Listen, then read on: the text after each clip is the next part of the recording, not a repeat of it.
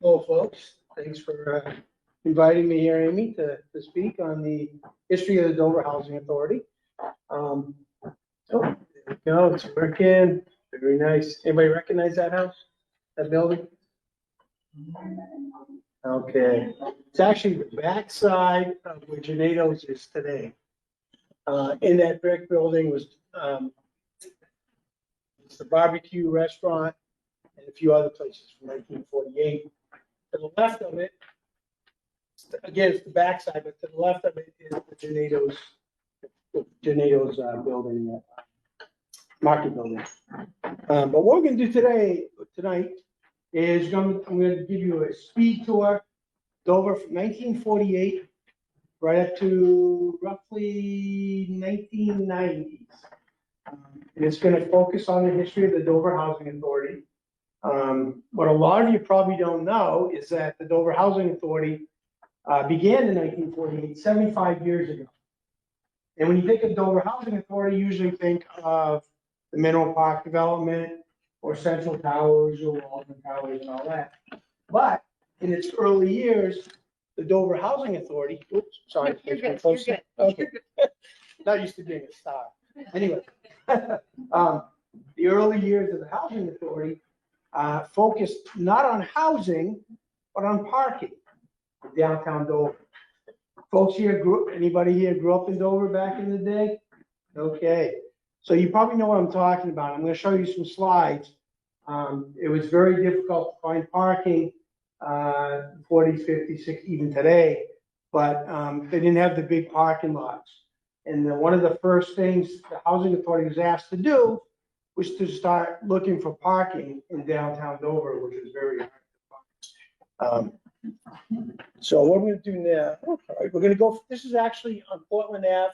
Again, this building right here, I wish I had a pointer, sorry, faces, it'd be like the front end of the Gennado's parking lot today.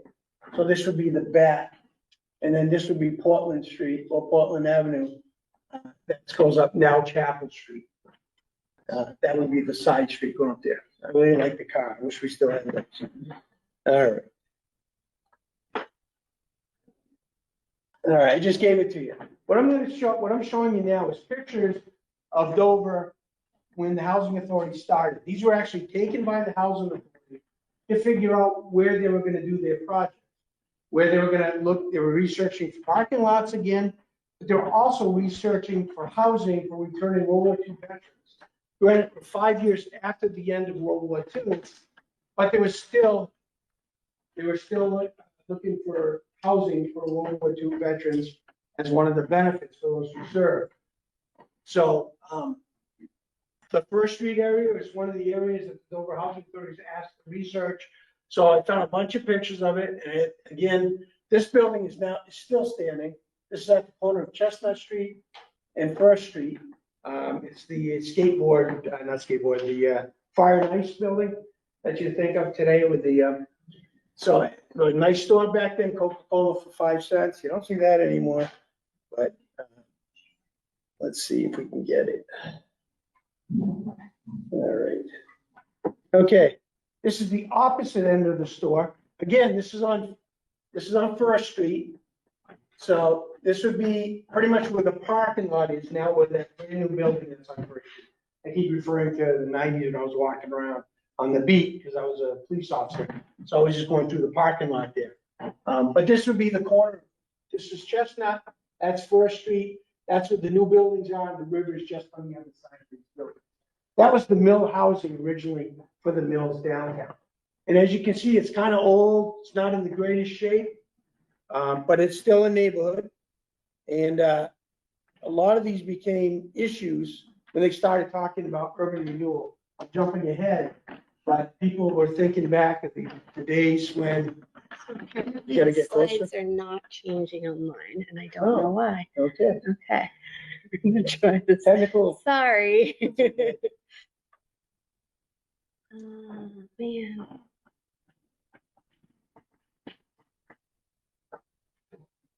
Let's keep doing it this. Let's see, is that the one you're current? No, see, that's not. Well, that's the one that's gonna go. Yeah. I don't want to do it from that one. I don't know why it's not doing it online. What you see here, these are the back of the mill housing that was on it. So if you went down this slope here, you'd be going towards the river Tay, the Pacheco River downtown. Okay to move it, Amy, or just, okay? Might use it down here.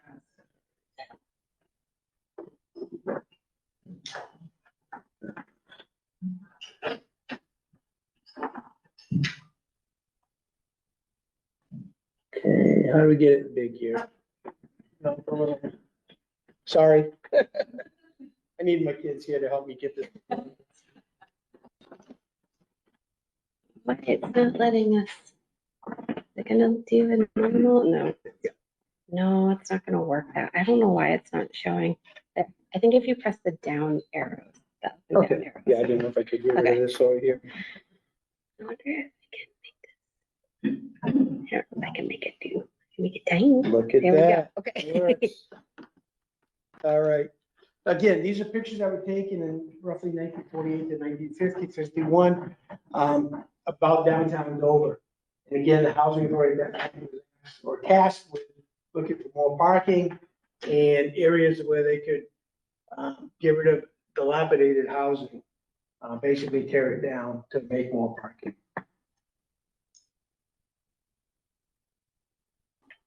All right, so, skip one.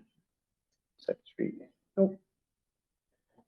In addition to parking downtown, the housing authority in the early 50s was tasked with, again, looking for housing. And they wanted to build large housing developments, projects, the term we don't use today, but that's what they wanted to do. And so they started looking in this area, which was known as Shantytown and Hollywood, or Piano Box Village. Basically, it was an area in Dover that was known for its dilapidated housing. And it was roughly from 4th Street going to Whittier Street. So this whole area right up in here. There were houses in the Toland Park area and in the Minnow Park area, but at that time, it was pretty much farmland. So the big areas that were known at that point in the 20s. And then a couple of people came in. This is an ad from 1926 for Toland Park. That area that right in here. That was all farmland, but in 1926, three folks, Brissett, Stickney, and Williamson, were selling land in that area for developing housing. This had nothing to do with the housing authority. I'm just going to I'm going to show you how it became Shantytown or whatever. But you can buy plots of land for $29 to $199, 10% discount, as long as you paid no tax or interest before January 1st, 1924. And you had to put 10% down. So for $2.90, you could get a plot of land in Dover to build a house. At this time, 1920s, everybody's booming, money all over the place, credit's starting to go really good. Everybody's rich, or they think they're rich. Credit's a big thing now. So this is a good chance for you to come out. You know, if you live in downtown, come on out to the country. You're 12 minutes walking distance from downtown Dover. And I think that's in here. Yeah, 12-minute walk from Franklin Square and 4th Street to the property, which is high, dry, level, and clear land. So these three people are selling you this land, $2.90 down. Yeah, I think I make that kinds of good. I make credit, I'll buy it. So I'm thinking a lot of people started buying property in this area because it was cheap and it was down. Ironically, 77 Main Street, that's the address where Gennado's is. So that brick building I showed you at the beginning, that's where these folks had their office, right in the center of town. And they also came out of Waldron, Mass. And ironically, the people who built the Dover Housing Authority housing development in Winter Park also came from Waldron, Mass. So I don't know what the connection is there, but apparently we have a lot of Malden, Mass folks up here or something like that. So anyway, so that was the Toland Road story. And then later on, June 1926, Mineral Park. So from Toland Road, basically went up to Middle Street, which is now Whittier Street. And that part of land, they started selling off. So this is in 1926, 3 days only. You can buy more land, lots, now they're $88 enough. But you can buy land down here. 1929, 3 years after this, after people started buying land for this low price, where you could get it on credit, you just pay so much a month or whatever, the stock market crash goes. By 1933, almost 25% of America is on unemployment. Businesses are closing, banks are closing, credit is no more. Everybody's gone bust. So what I'm thinking is at this time, how it became Shantytown in Hollywood is people bought all this land, but now they couldn't afford to build the houses. And I'm gonna show you in a few minutes what they look like, why they call it Shantytown and all that. Basically, people were living in shacks with tar paper and stuff like that. And the reason Piano Box Village came about is that people downtown Dover, there's a place called Lathrop's Pianos. We sold pianos in downtown Dover. They would come up and get the big wooden boxes, the pianos came in, bring them down to make their houses. So they were living in piano boxes. I'm gonna show you that in a few minutes, but that's just a rough background of this area about why the name came from.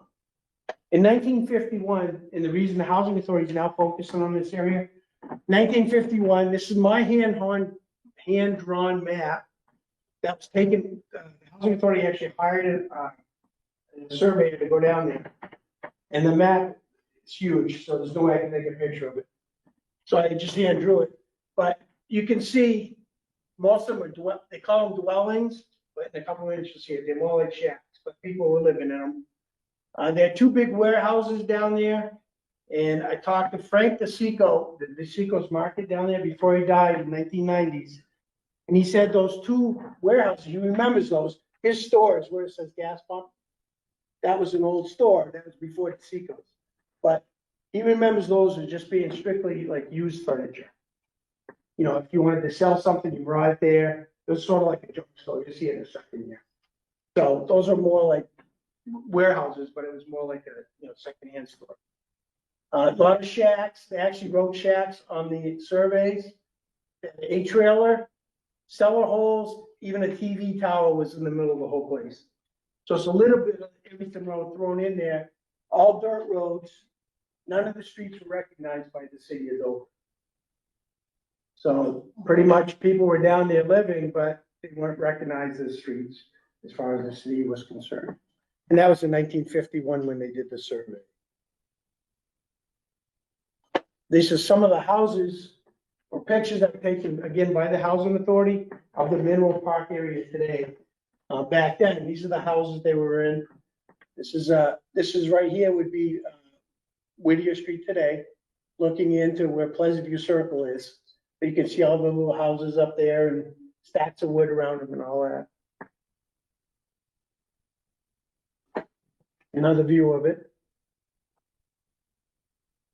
And the neat part today is they can take these nice black and white pictures that the Housing Authority has and turn them to color.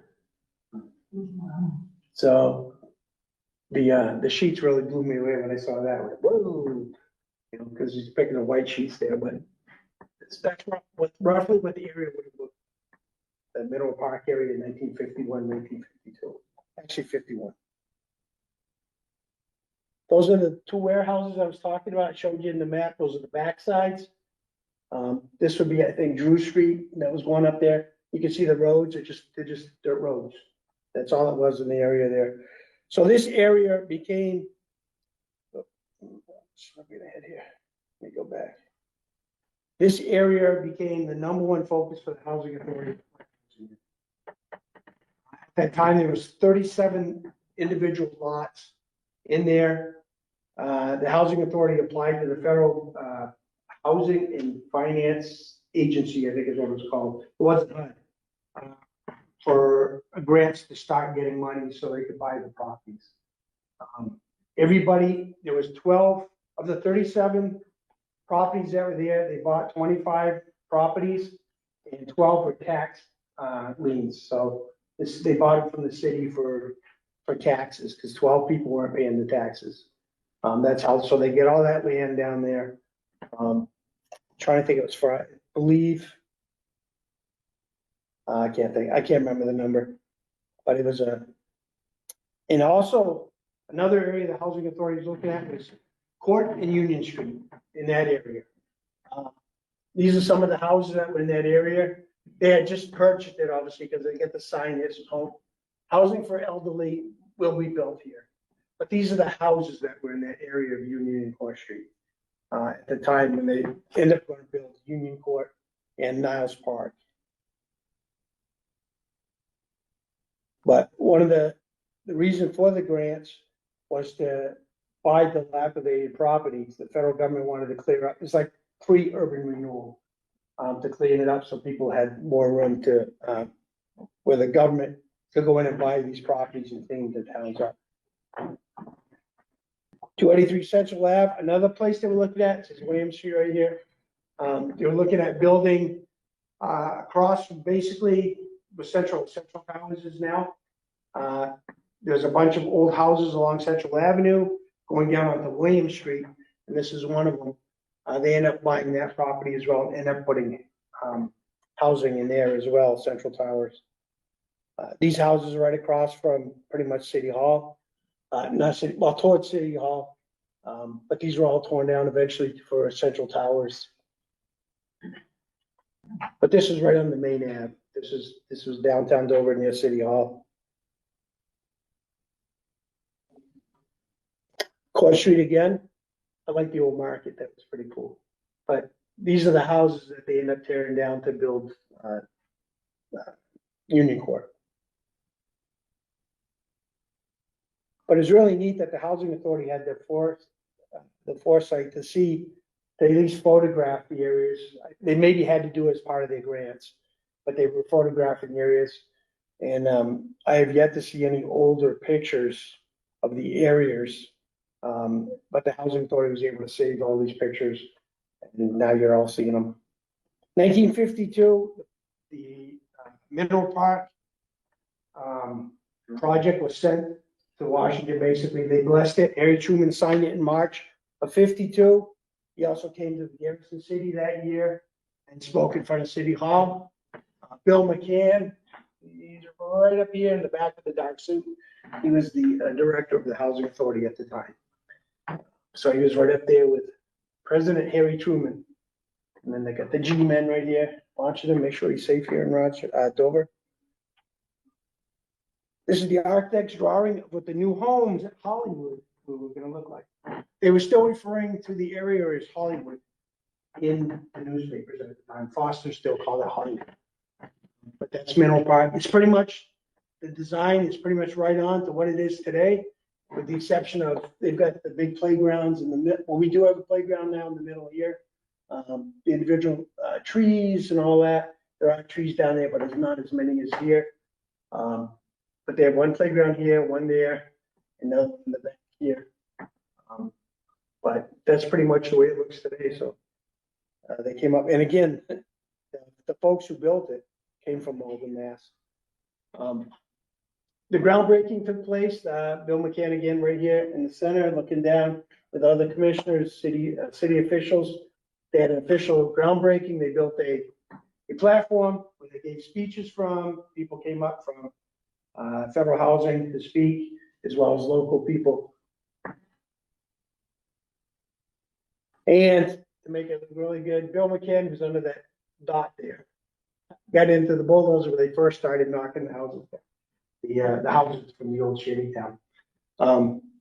Again, it was 37 different lots up there.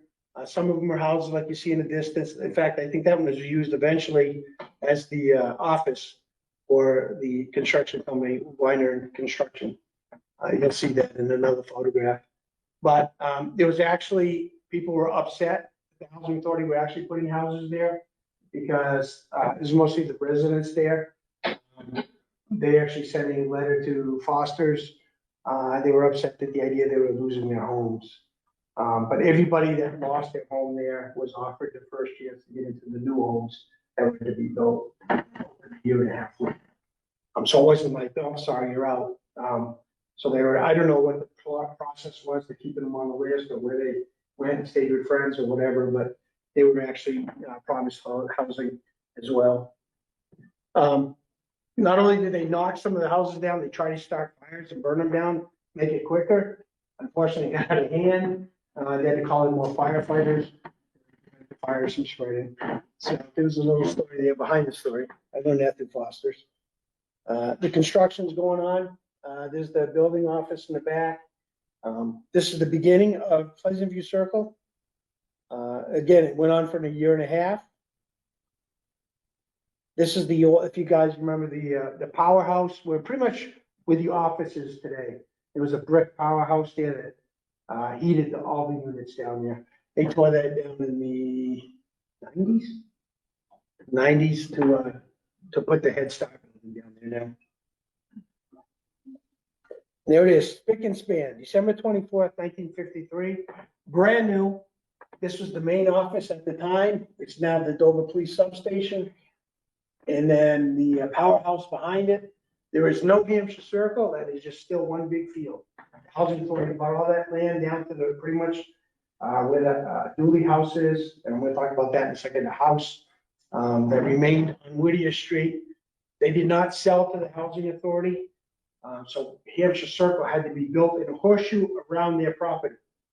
So if you go down Hampshire Circle today, you're literally going around the property of what they called the Dooley house. There was a house on Whittier Street. And they were apparently paying taxes and everything, and they never sold the housing, so housing built around. In 1979, I believe, the housing authority bought the property, turned it into a little community center, then became an alcohol crisis center. And it became a 4-H center, and then it was burnt down in 1993 to make room for more parking, ironically. Again, more houses on Mineral Park. Oh, they call it Mineral Park, but that's Pleasant View Circle. I found some color slides in the pictures the housing authority gave me. So a couple of them, which is neat. So this, if you came down Mineral Park Drive, and you were to go straight, this is all parking today, but back then it was a yard with just front end parking. Obviously, they didn't have as many cars back then as they do now. I just love the cars in these things. And this would be the house right on the corner today. If you're going down by Mineral Park, and you look up right across from the store, you got the Whittier's Falls sign. Back then it said Mineral Park Homes, brand new. Anybody know who these folks are? I would love to know who this are. This was in 1960. They must have come out of the store or home or something because they both got lollipops. I mean, soccer sodas. Yeah, popsicles. But it's pretty neat. It's a cool picture. And that's a playground that's now a parking lot. That was what the playgrounds look like. Basically a sandbox, and then I don't know what you would call it. 3 steps go up, 3 steps down. That's the Dooley house. That was the house that was in the center. Hampshire Circle, it's right off Whittier Street. Today, that's a parking lot. And then Hampshire, the red house here is part of Hampshire Circle, and it goes all the way around. For years, oh, that was also the Dover Police Substation, the first substation, yeah. Hampshire Circle from the top, Pleasant View looking down. Today, that is it's a baseball field, and maintenance is in the back there where all the grass is towards the river. Hampshire Circle, there's the Dooley house right there. And this is Hampshire Circle before the houses. So I can pretty much picture Pleasant View Circle looking like this too, because it's the same spot. It's just lower than the other. But yeah, that's it. And then in 1961, they went in and started building Hampshire Circle. So you can start seeing, Jim, is that you right here? Okay. So there was actually a gentleman that I spoke to that grew up in housing. And he was going down and taking the old scrap wood and making clubhouses and stuff like that with it. So it must have been pretty cool. But yeah, just starting to drive around where all those trees are in the center up there. that's the Dooley property. So they couldn't go onto it, so they just literally built around it. And the reason I call it the Dooley property is that was the last known owner of the house. At least that's what I was told. Maybe been somebody else, folks that are here longer or whatever, but that's how I knew it is.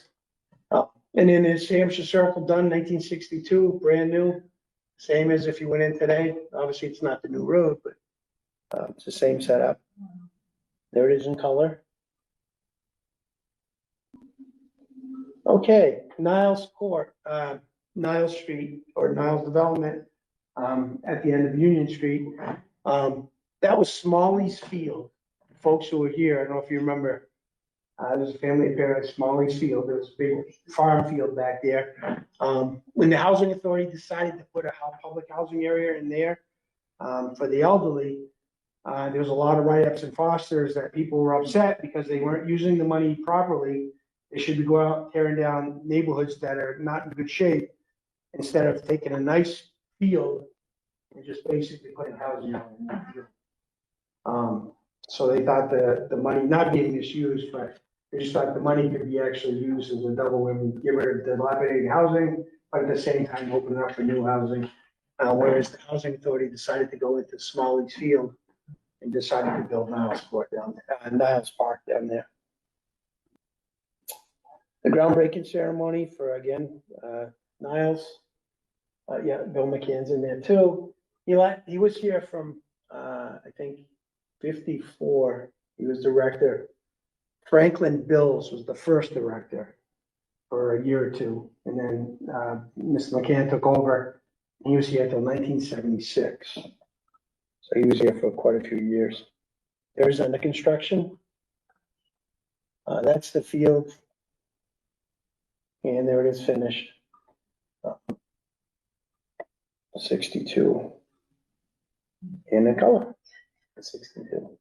So except for trees growing every now and then, it pretty much looks the same today. And I thought this was pretty cool. The mask is a little scary though. So that was, they have a community center in Niles Park where the residents meet. We have meetings and stuff like that. And that's where they had the party, the Christmas party. Union Court, that's on Court Street and Union. That pretty much hasn't changed either. Just a modern picture of it. Central Towers, 1965. That was the next building built. That's the center of town. Again, I showed you those old buildings along Central. They were torn down to build the first high rise. It was a 65, and that's what it looked like when they first built it. So it looks really cool. I think it's neat. But the ramp and everything's still there today. Where store 20, I keep calling it store 24. What is it now? In downtown, right across from City Hall. Anyway, the store is there now. It was Cumberland, that was the. Cumberland, yeah, Cumberland Farm. Drugstore. Yeah, whatever it is, yeah. Yeah. But anyways, can bring that nice fancy brick building. They tore that down just to build that. So. And it's from the other side. This is from William Street. Nice patio furniture and everything down there. Again, it has really changed since then. Downtown Dover, 65. Again, 1948, 1950, they were asking the Housing Authority to look into parking. And they were slowly looking at idea of this thing called Urban Renewal, basically cleaning up the downtown, getting rid of old buildings, putting up nice new modern ones and all that. And that started in the 40s. It wasn't until the 60s when they really started getting into it. But this shows what the downtown looked like in 65. You can see both the mills. There is no Chestnut Street Bridge. You've got the huge warehouse where the Shop and Save is now. Shop and Save. Wow, the old liquor store or dollar store and all that. That mall that's abandoned at the end of First Street was right there. The tracks are still being used. So it was a lot of, and then the whole downtown area was full of housing and different mills and businesses and all that. So they wanted to start changing it. Just this idea of rough the streets and some in there. Where you see the blue line, I actually took this out of a manual that the city had to designate the renewal area. Somebody had it hand drawn this blue line. So what you see in the square is what's part of the urban renewal area down. So you're gonna see a lot of those buildings in the center here where the police department is now and all that are gonna be gone, they're gonna be taken out. There's gonna be a new bridge across Chestnut Street. There's gonna fix the Central Avenue Bridge. They're gonna remove a lot of the buildings on Washington Street, which is the front street here. You can see some big changes coming, and that caused a lot of problems too. Because again, people didn't want it tore down. There was a tannery in the center of town, United Tanners. Not nobody, but people were arguing about tearing that down because it was part of the urban renewal. They wanted to remove it, put parking in there. But you're gonna eliminate 105 jobs. You can't do that. So people suggested, all right, city, what you're gonna do is that big warehouse I showed you. They try to convince the city to say, okay, if you're gonna tear that down to put parking, let them move the tannery into that big warehouse. That way we can keep everything downtown. Unfortunately, that didn't work either. The tannery fought the city, it became a legal matter, they ended up losing in the end. And when they closed, when they had to shut down in the 70s, unfortunately, the whole plant, they didn't go anywhere. They tried to go to Rochester, but the people in Rochester, where they wanted to go to East Rochester, wouldn't let them come in. So these are the Waldron Street. These are the streets behind, like, the used to be Nicole's, whatever. This front building is still here. And then there was a bunch of streets behind it. But this is what the streets look like downtown. You couldn't expand. You couldn't go anywhere. Waldron Street again. 1973, they finally started the demolition. They started on Green Street, same area where Waldron Towers. Houses that were in that area, they started knocking them down. And I was able to find a slide of one of the houses knocked down, but it began on Green Street. They started knocking houses down. The Western Auto Block here, you guys might recognize it today. It's right on Central Avenue. A bunch of stores and stuff in there, but that was originally gonna come down. But a lot of people got together and said, no, we wanna save that. We want to save the Trella House and the O'Neill House, those two houses behind it, which they saved. And so that was another battle, the Urban Renewal. This is the Trella House. You might recognize it today when you go up where the parking lot is, behind, right next to the parking garage.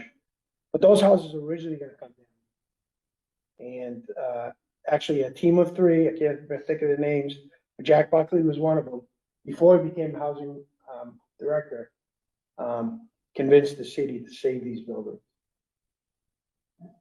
Oddfellows building, this was right next to, well, Public Market is right here, or is it Brown and Brown Insurance or whatever? It's still standing today. This is the road where this building is now, is where you go into the police department. But they wanted to save that. And the Dover Housing Authority actually had an office in that building. Macintosh was in there, college and everything before they moved. But that, at the last minute, they decided they couldn't save that, so they ended up tearing that down too. But that was right on Washington Street. Public Market building, that's still standing today. The Staples, I took a lot of these from Foster's. They gave me permission, disclosure. Okay. But this is what the inside of the store looked like, and you can read it. He's sort of bummed out. He's been there for 40 years, and then July 31st, Public Market shut its door for all of them. But they didn't. They ended up saving this building. This is the tannery from different angles. That was in the center, pretty much near the, just above where the firehouse restaurant is. The firehouse, geez, date myself again. Embers. Anyway, where the parking is in there, that's what was the center. This was along Washington Street. If you came down Locust, they talked about the Elks. Yep, Dover Elks. That was a huge brick building that they also tore down. It was along Washington Street. Laundry on Waldron Street. This is pretty much roughly where the Chestnut Street Bridge comes across the river going south. It was in that area right there where that was located. That actually, the bridge would be to the left of this. This was actually still standing after they put the bridge up. But they ended up tearing it down and that became, Central Park. Yes, sir. I think that was Barney's Laundry. Was it Varney's? I'm pretty sure it was. Okay. All right. So we now know a name, Barney's. Thank you. So, yeah, all I know is there's a laundry building on there, and I couldn't quite read the other sign there. Chestnut Street Bridge being built, that was part of the renewal process. They were gonna build a brand new bridge. At that point, you just had to go up through Central Avenue or over to Fourth Street. Now they wanted another bridge downtown, so they decided to put Chestnut Street Bridge in. This is what it looked like in downtown Dover, on the Central Avenue Bridge. You had all these neat stores downtown, bumper to bumper traffic. Good times. But actually, municipal parking, the sign there going to First Street, that was one of the first parking projects that was completed. That was open in December 1955. If you remember the old parking on First Street before they started building all those buildings there, that was open right before Christmas on December 1955. And Foster's had a big thing about it because now people have had a place to park. They could go to place Christmas shopping. You know, they made a whole big thing about it, which was pretty cool. Here we are, all excited. The new Chestnut Street Bridge is open now. And at this point, all traffic's only going south. They weren't letting anybody go north just yet because they had this fancy loop, and I'm gonna show you a map here. Because the Central Avenue Bridge is now gonna be under construction. So they had people going all over town just across the river. But it was such a big deal. They opened it up, people crossing. They could get through there, yeah. That's pretty neat. And ironically, was this year they just repaved it and did it all. So Mark, Yes, is that Fire on the Mountain in the right hand, upper right hand? yes, it is. Yep, yeah, and that's the mill where the plaza is now on the left. And what was going on in that mill? Right then, at that point, Yeah. I think it was abandoned because the city was taking it as part of urban renewal. Oh. They were just waiting to tear it down. Okay. Yeah. But originally that was used to store the cotton for the mills. They would take it right off the train tracks, which were right behind it. And then by horse and buggy, literally, they would take the 500-pound bales of cotton down First Street to the mills. Then they would come back, go back and forth. All right, here we go. You thought it was confusing when they were working on a Chestnut Street Bridge, but this is how you get around when they closed off the Central Avenue Bridge to rebuild it. So you could go down Chestnut Street, but you can only go so far. And then First Street, Waldron Street, you had to cross traffic. But anyway, they had to put it in the paper to tell you where to go. The brand new Green Street was open. At that point, there were no buildings there. That's where all the housing was that they tore down.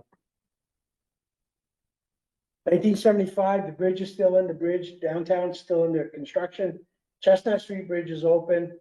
The tannery is still there.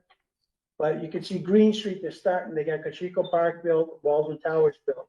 Waldron Towers. There's the laundry right next to Chestnut Street. There's the bridge under construction. And then they had a big party when they finally opened the Central Avenue Bridge. They actually had the WWII band come down, the fire trucks, police cars, and then everybody else behind them that go across finally. There was a lot of issues again from the store owners because people weren't coming downtown because they had no parking. They couldn't get across the bridge.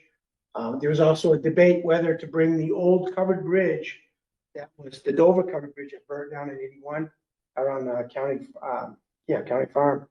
They were going to bring it downtown at one point, put it across the river as a pedestrian bridge. And from Second Street to the lower square was just going to be a walking mall. You'd still have the stores, but it'd be all just walking. That didn't pass. They did that in my hometown of Lebanon. They basically shut the downtown down and turned it into a mall. Did it work? It did for the first couple of years, and after that, it didn't work.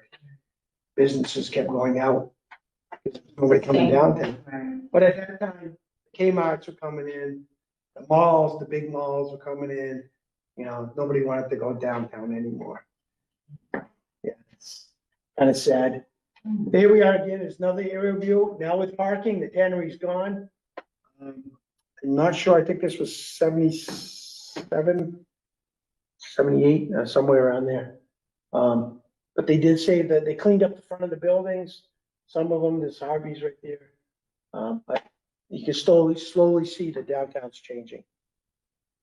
Dover Marine, which was actually on the river, that's First Street behind it. They moved up where they are now out on, Old Rochester Road, New Rochester Road. But they actually were on the river at one point here. There's another view of it. The building of Waldron Towers, again, another dedication picture. There's Waldron Towers being built. 4 of the 5 stories are being built. What a lot of people don't know is that the construction workers actually stayed over there when they were building it, just to prevent people from going in and stuff like that. But they actually, some of them just crashed there while they were building the place just to keep people out and all that. And there it is, complete. And then across the river is the Shop and Save. And the neat part is the bridge, the trains are still on it. They're still using the train tracks for the walking bridges now. But this is all housing in here, and it's all cleaned out, turned into parking. This is a new building for Urban Renewal, Waldron Towers, Chico Park, and Riverview were also built all at the same time. Another view. And there's Jack Buckley dedicated the groundbreaking for Chico Park with Governor Gallen. And there it is. So it's pretty much the downtown now. Urban Renewal pretty much done. Got the new bridge. All those buildings are gone in the middle. You got the big high rises. The downtown First Street lot, the parking lot. And then the new Shop and Save Mall there. Jack getting 1979, he became and Seymour Osmond, we talked about the tannery. He was also a commissioner. He owned the tannery, United Tanners. But he was also a commissioner for the Dover Housing Authority. A great commissioner, loved the kids and everything. In fact, our community center is named the Seymour Osmond Community Center. So that's ironic that the tannery and the Urban Renewal and Seymour getting into the housing and all that, how it all came together, which was pretty cool. Mark, quick Yeah. question. Sure. Was the I.B. Williams Belt Factory part of the tannery? I think it was I.B. Williams was the tannery before, Okay. before it came United Tanners. Oh, okay. I.B. Williams built a lot of the leather belts for the Cocheco Mills downtown. And they also built Cocheco brand belts, which were worldwide. They were known for their quality. So they went all over the country back when machinery was run by belts. That's a good question. I think the actual tannery was I.B. Williams. Because it was, I think, 1939 is when United Tanners came around. Yeah. So, good question. Put me on it. Make me think here. 1981, St. John's, abandoned church in Dover, still there. Became the first, as far as I know, the first public housing, a church turned into public housing in 1981. And they literally gutted it and ended up putting 4 floors. There's 4 floors of housing. But I thought this was pretty cool. They put the sheetrock in through the window at the very top. Rebuilt the steeple. We just rebuilt it, 2 years ago? Last year, had to rebuild it again. A lot of money into that, but it's a lot of history there. And I'm glad they did it. The schooner going up, that was again when they first built it. So 1875, obviously, the church was built.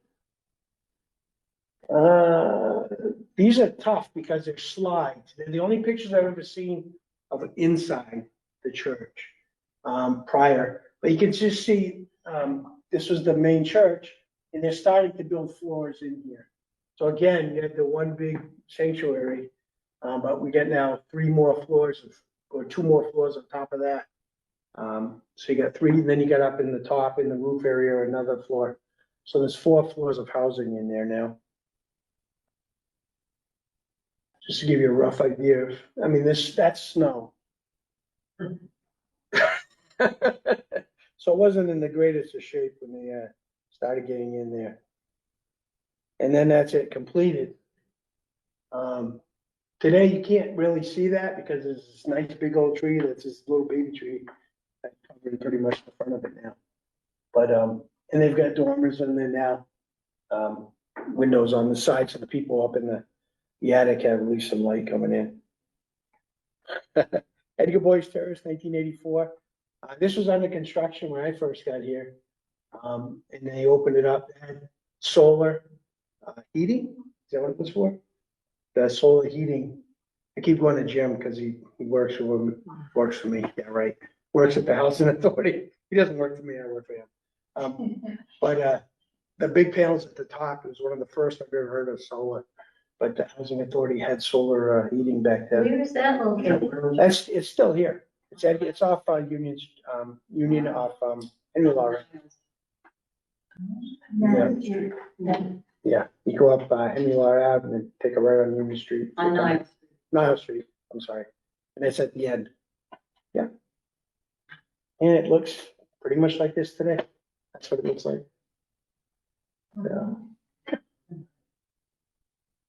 And then, it's just, again, I told you it's made in the 90s, so, there might be a few people in there that have grown up a little bit now, but, when I got down there, the kids were getting together and started cleaning up the neighborhood and doing events. And they're still doing them 30, 40 years later from now. Got a whole bunch of events going on. The staff gets involved in local things, cleanups and all that. That's my daughter who put this together for me in 2008. She's now a mother living in Alaska, just got out of the Air Force. So I got her permission first. If you're watching, I got your permission. So, all right, so it's a speed thing, and I know, probably gonna go that's about right, an hour or so, but this project from 1948 to the present time. I also want to introduce Mr. Crosby, Ryan Crosby over here. He's our new director. He's been there for a couple of years now for the Dover Housing Authority. And it's a great place, and we got lots of people and a lot of cool stories. Again, I just ran right through it, but it's not just housing. Like I said, it's people in the Housing Authority doing a lot more with that. Now they're finally breaking the ground on the riverfront. That's been a long going thing, and the Housing Authority's been involved in that in the background as well. So they get their hands on a lot of things to improve the Dover community and make it nice. Any questions from you folks? Yes, ma'am. Are there any overwhelming regrets about the way it was done? As far as urban renewal, that I guess would have to come from you folks, the residents. Because I came at the tail end. I arrived in Dover in '84. I'm not originally from Dover. So I didn't get to see it back in when they were doing the pictures here. But I remember the downtown, the Main Street area, the different bars and the different buildings before they fixed it all up. And what I see today, it's a nice city. It's really nice. I mean, there's been a lot going on and change scares a lot of people. I'm sure it changed a lot, a lot of minds back then too, but if you could step back and see what it is today, obviously there's taxes and everything else that a lot of people think of. But overall, I think that the city looks really nice, and it's actually coming back, there's a lot of, different places for people to go.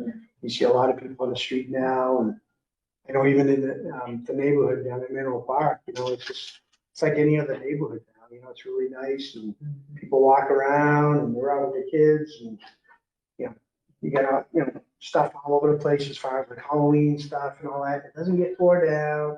There'll be trash and stuff or anything like that. I'm not saying it doesn't happen, but it's like the city here. I mean, it's a lot of different events. We just went through Apple Harvest.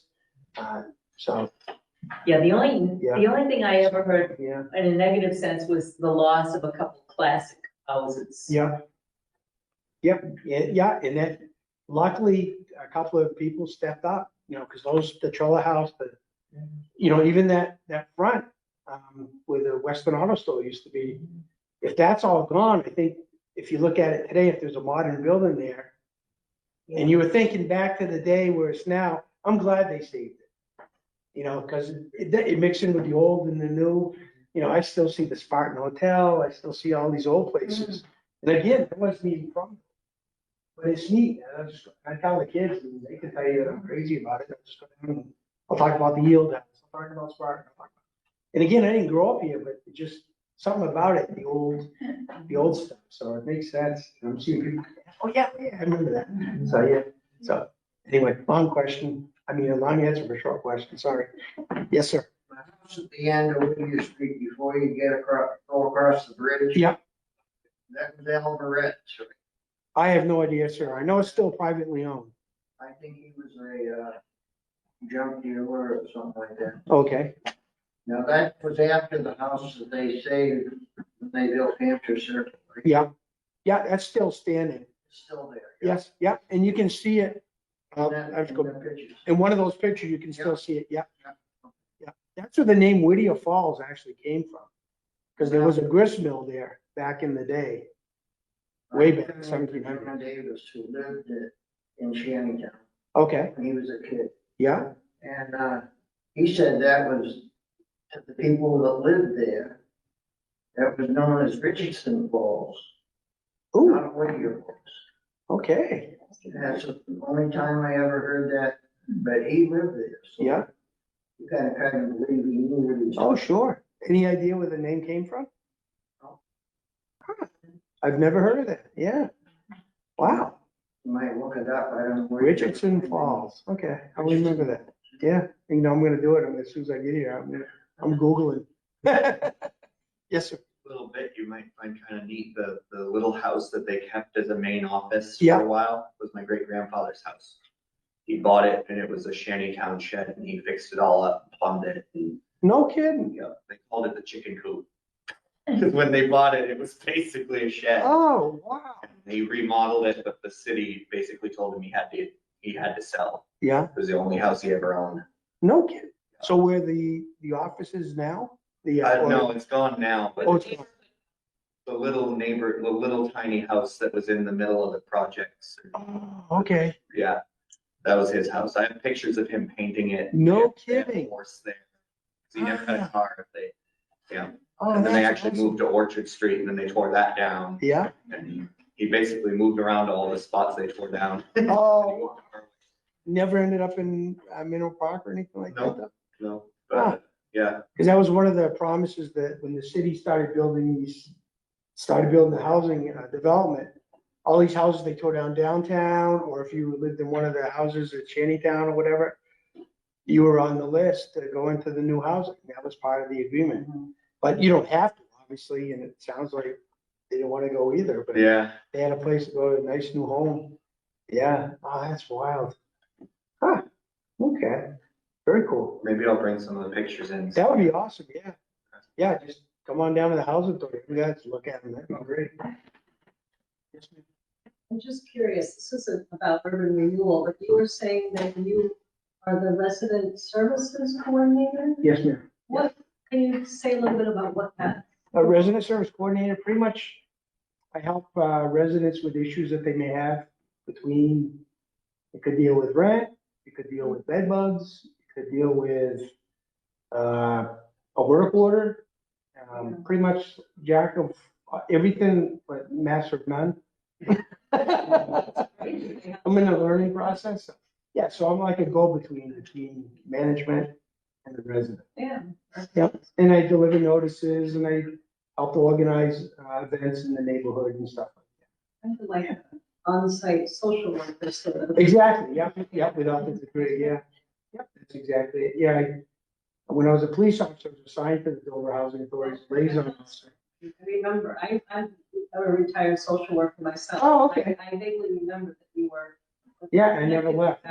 Well, many years. Okay, Yeah, I used to teach there. Yeah. Yeah. So, yeah, that's great. Yeah, I went down to Housing Authority in '89 and retired there, basically in 2010. That's wonderful. So, yeah, and I've been there ever since.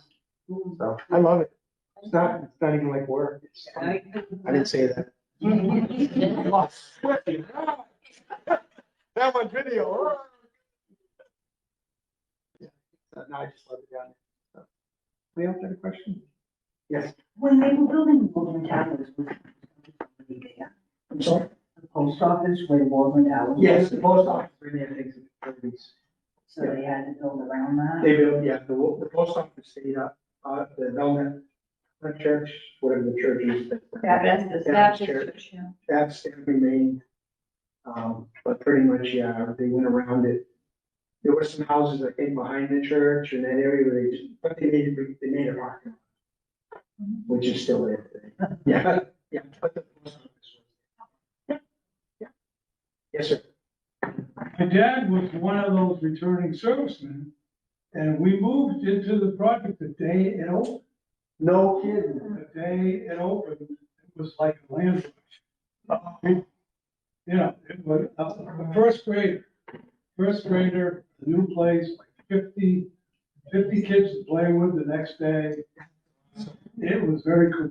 And what I want to say is, for years, as a kid, he would delight in telling people, he was kind of a joker, that he was doing good, he just moved into Shantytown.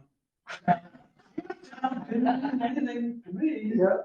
and I wondered why it was, you always got a reaction. Yeah. Oh, wow. That's Moved wild. up into Shantytown. That is wild. So that was a good Christmas right there. Like, in December, y'all moved in? That was great. Yeah, that's awesome. Do you remember where? 49 PVC. Yeah, that's awesome, because 45, I think, was the first one that was in some lady. I can't think of her name, but you're right in the. Stacy was our neighbor, she was. Oh, no kidding. She my next door neighbor, I met her. Oh.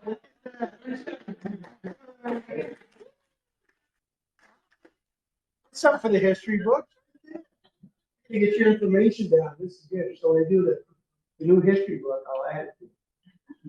That's one of my goals, is to update the history book, and I want to get more personal, fun stories. like I've got a that. picture you might be interested in. Oh, that'd be awesome, yeah. Cool, all right. That's awesome, yeah, I wish I brought business cards now. But, yeah, that's great. Yeah, stick around. I will.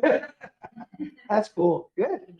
All right, that's why I like giving these talks, because I always find out people that may have lived there or something, and that's awesome. So, again, I'm an import, so I didn't grow up here, but I love it here. It's great. Met my wife here and never left. So, great. Well, thank you. Oh, I'm sorry. That Seacoast Market. Yeah. is Still there. It's still there. Now, that was originally on 4th Street, down the hollow.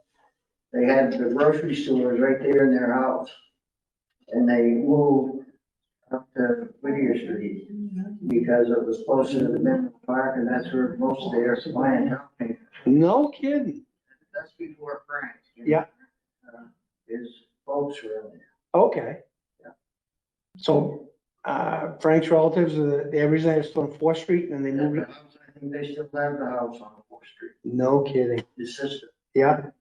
Because he had mentioned that there was a store there that was only a quarter of the size of the one that's there now. Yeah. And that's very small. And I'm at a quarter size, I walk in, I'm gonna be at the counter. Like, hey, can you get me something, That's what it's gonna be, but that's amazing. That's great. I love these old stories. That's cool. Cool. Yes. So the owner of the tannery, were they a commissioner at the same time that they were looking to knock down the tannery? No, I don't think so. No, I can't think of when Seymour came down. He was there when I was in there, so I'm thinking in the 80s, so it was after the tannery had been torn down in 7 years.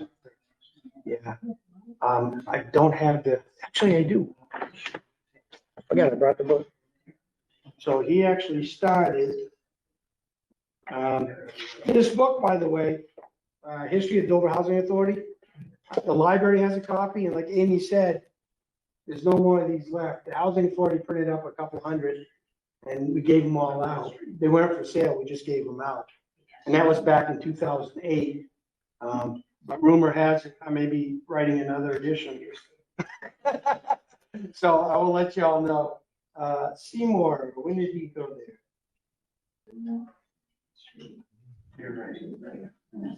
He is not listed in this, so I can't tell you, sir, but I'm thinking the late 80s. So it was well after when the tannery was torn down. Yeah. All right, well, thank you again, and I appreciate your time coming in. I want to plug in, written another book, again, it's on the history of Mount Washington, tourism in the North Country. That's all we have, it's available for sale if y'all are interested, but that's the only plug. All right, well, thank you. All right.